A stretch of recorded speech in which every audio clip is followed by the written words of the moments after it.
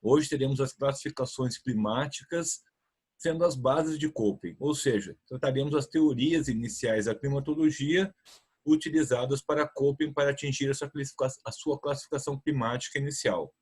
Após trataremos das classificações de Köppen utilizando Abacus e após Torthwaite.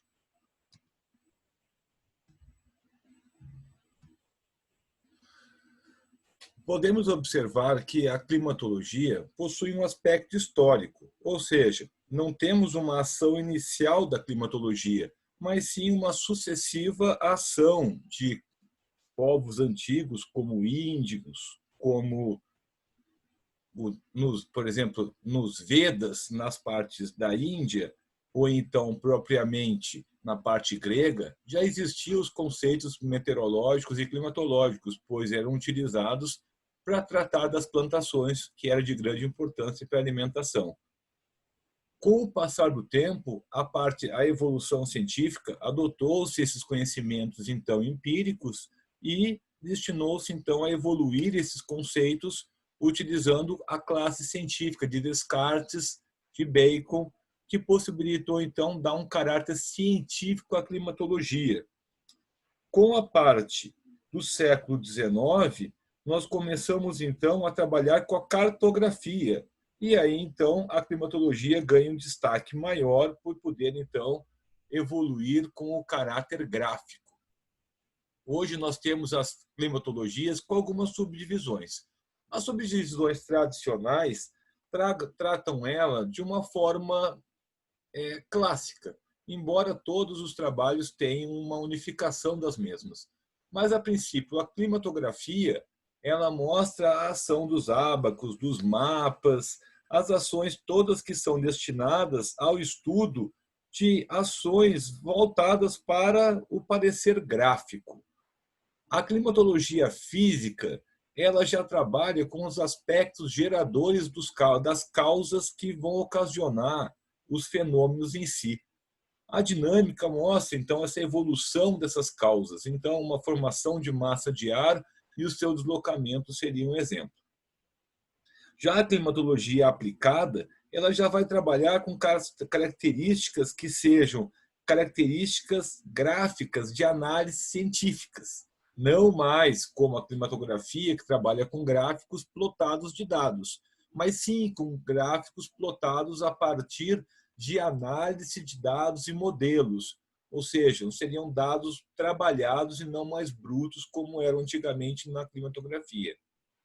Como foi falado, esses aspectos sempre serão unificados, mas cada área tem o seu destaque de estudo, utilizando as outras áreas como uma justificativa de trabalho.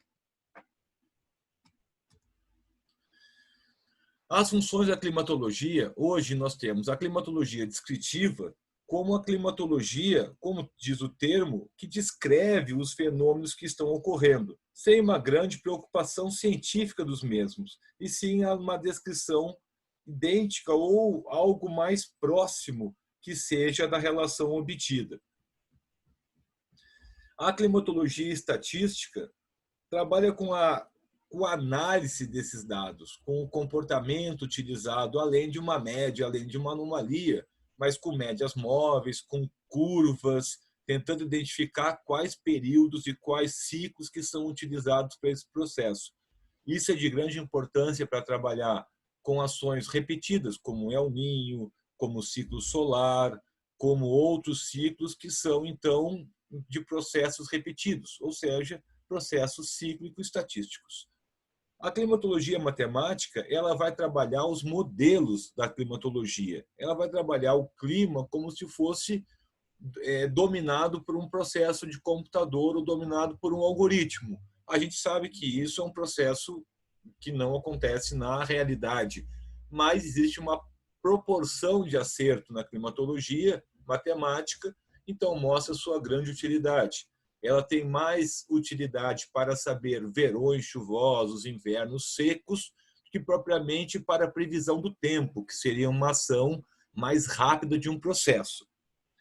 Por fim, nós temos a climatologia sinótica, mostrando as relações das climatologias úteis para a previsão do tempo.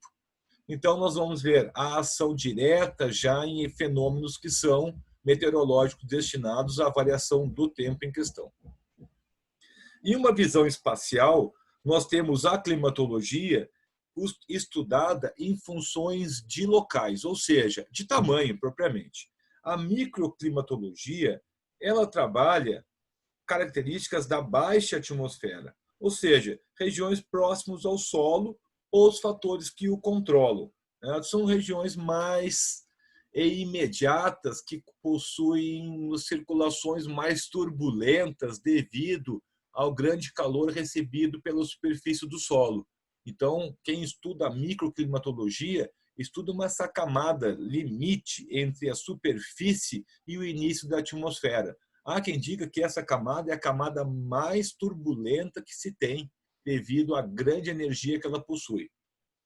Já a macroclimatologia estuda as escalas da climatologia de uma forma global. Ou seja, o modelo global gerado pelo CPTEC, ele roda toda a climatologia da Índia, da Rússia, assim como da Índia e da Rússia roda do Brasil.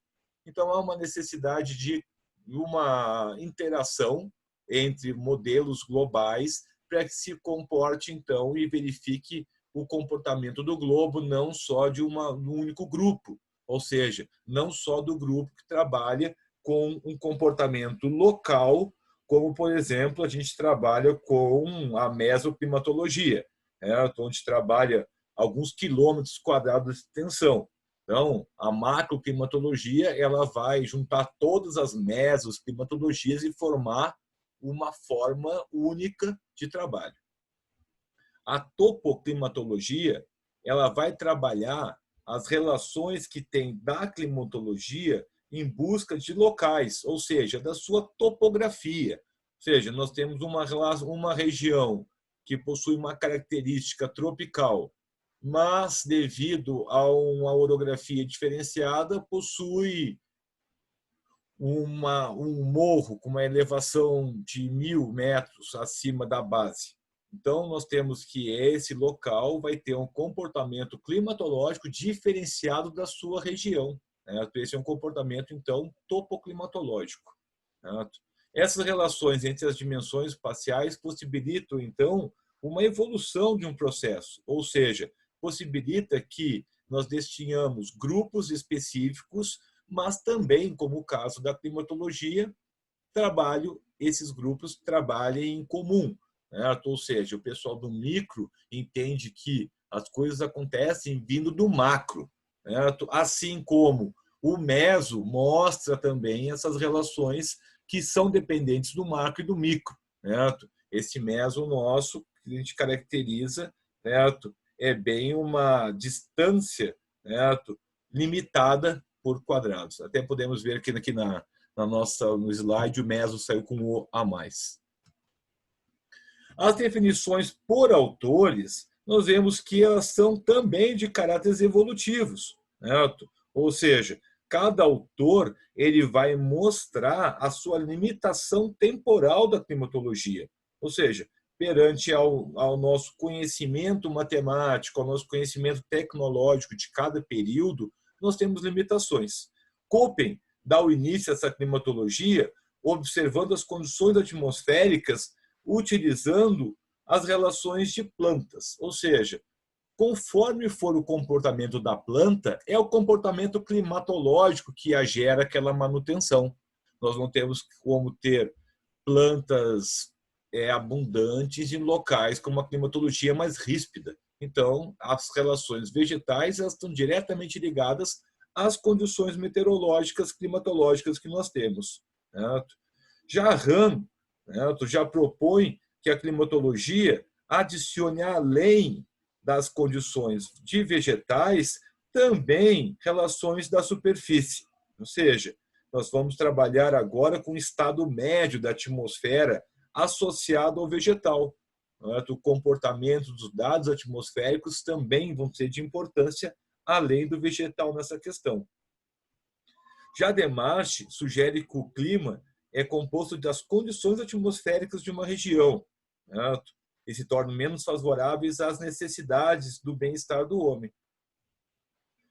Finalmente, nós temos que em Poncelet mostra que o clima, certo? Ele é algo dinâmico, ou seja, ele é um conjunto de elementos físicos, químicos e biológicos que ocorrem através das suas interações. Já é algo mais atual que mostra a dinâmica da climatologia. Para entendimento dessa climatologia, nós temos que observar que a radiação solar ela é limitada, mas ela tem interações na nossa atmosfera de vários aspectos. Por isso, esse caráter que se dá não linear ou o caráter caótico das interações climatológicas. Devido a esse processo, se vê uma grande dificuldade em uma previsão, certo? E sim em probabilidades de relações de previsão. Aí nós podemos observar a albedo da atmosfera, nós podemos observar o fluxo de calor, as correntes oceânicas, todos os processos dinâmicos que estão se interagindo. Essas flechinhas mostram essas interações, certo? Que ocorrem muitas vezes em mais de um sentido. Os elementos climáticos que nós trabalhamos serão os elementos que variam no espaço-tempo. Esses elementos são influenciados pelos fatores climáticos. Então, todos os elementos climáticos que nós temos, assim como precipitação, como vento, eles são influenciados por fatores climáticos externos ao nosso planeta. Certo? Nosso destaque vai ser, nesse momento, para os fatores climáticos. Esses fatores climáticos são os elementos físicos que alteram o clima. Esses elementos físicos têm duas características. Eles podem vir de um processo interno da atmosfera, como a quantidade de dióxido de carbono, certo? Que é um processo que a atmosfera possui, ou seja, nós temos muito dióxido de carbono na atmosfera, mas eles podem estar livres no ar ou eles podem estar captados pelo planeta. Então, essa quantidade de dióxido tem um caráter flutuante. Quanto mais vegetal nós temos no planeta, mais captação. Quanto mais queima, mais emissão. E essa quantidade ela é responsável pelo fator que interage no clima, como hoje sugere o aquecimento global. Nós temos também a quantidade de poeira atmosférica. São as micropartículas que formam essa capacidade diferente de absorção do Sol perante a atmosfera.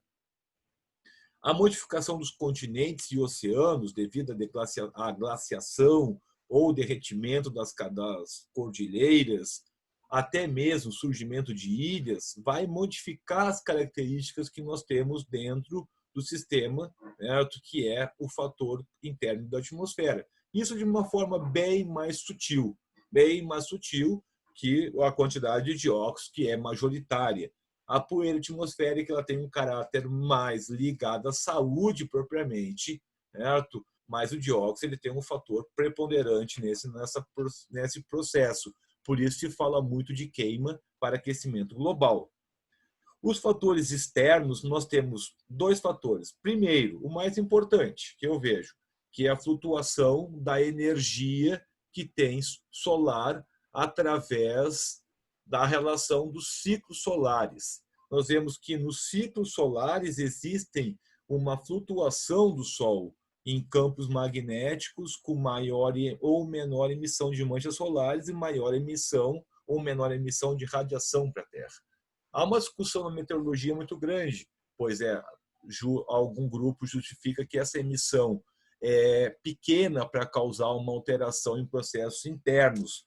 Porém, alguns grupos mostram que essa emissão ela é maior em ondas como na área do ultravioleta e menor no infravermelho, mas que o ultravioleta possui um fator importante na relação, pois tem a geração do ozônio, tem o comportamento da troposfera, que forma um efeito chamado de top-down, uma ação de cima para baixo na atmosfera que altera o nosso clima. Hoje, essa ação top-down ela já é aceita por um bom número de cientistas. Antigamente era utilizado mais o bottom-up, que era a ação de baixo para cima. A atuação da superfície da superfície da Terra, seja o continente ou o oceano, sobre a atmosfera. Um ciclo que merece um destaque são os ciclos de Milankovitch. Os ciclos orbitais. Os ciclos de Milankovitch, eles possuem uma periodicidade muito longa perante a nossa existência. Nós vemos a obliquidade como 41 mil anos, certo? Causando mais de uma influência polar, porque o Equador vai se dar quase sempre 90 graus com a relação solar.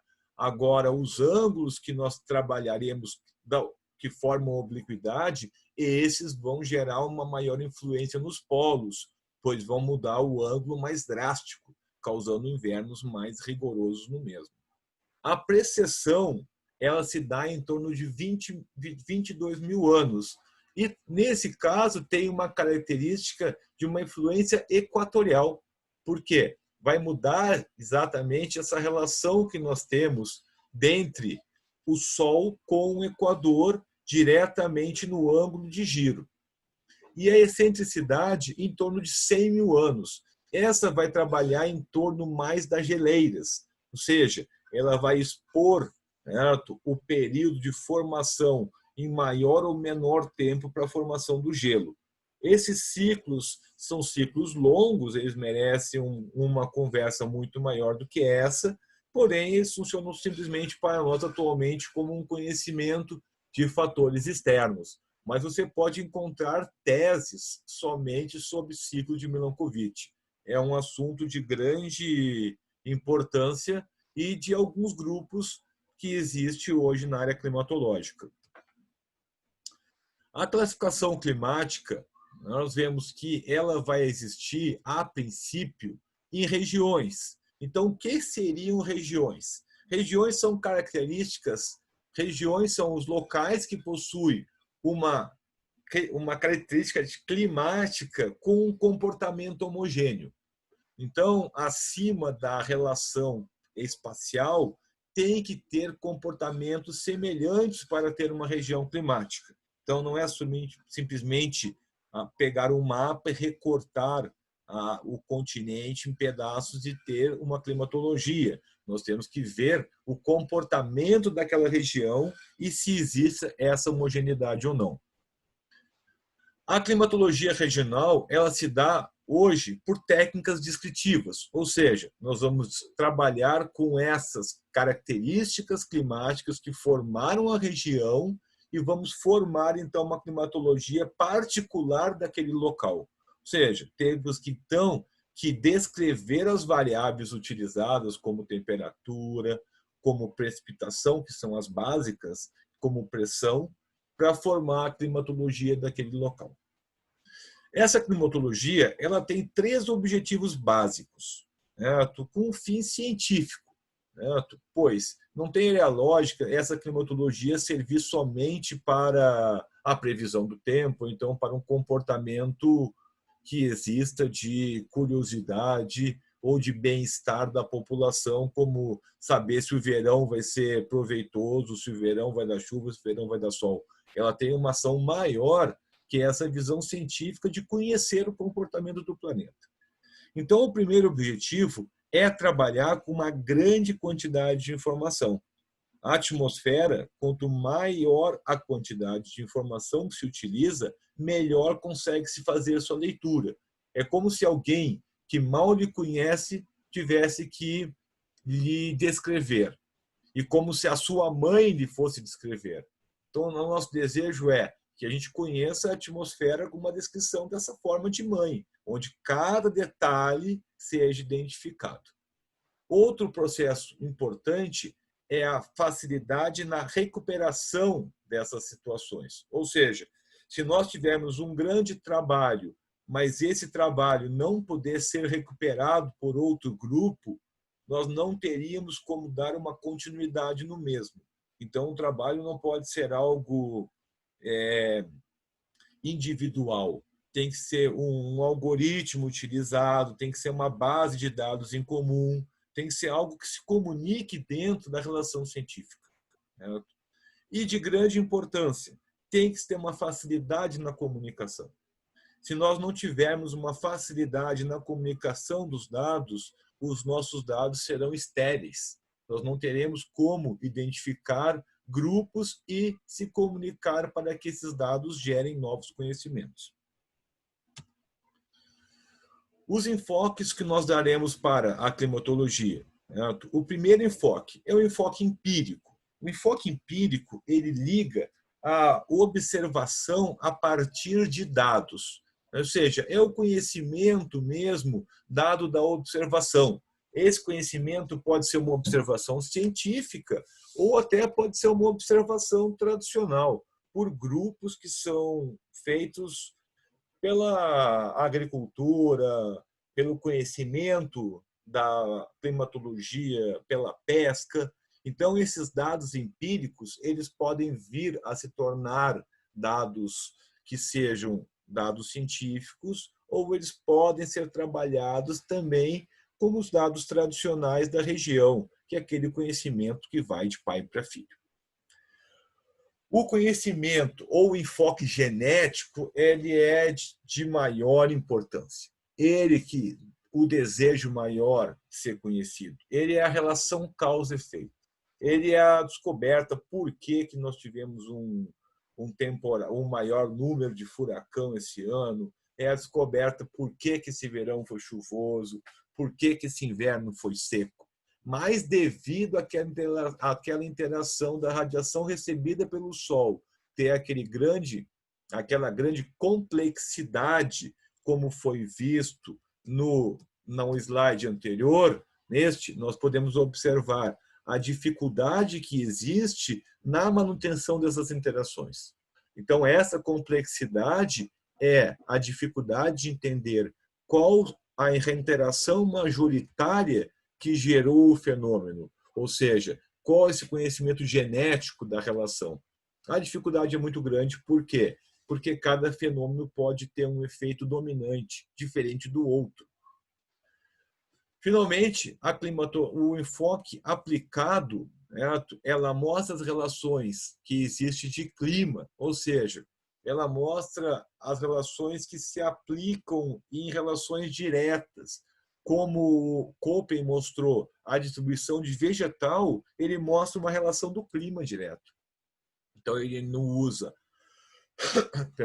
temperatura, ele não usa a relação que existe além, certo, de temperatura e de precipitação. Ele usa somente o quê? Ele usa somente a relação de vegetação.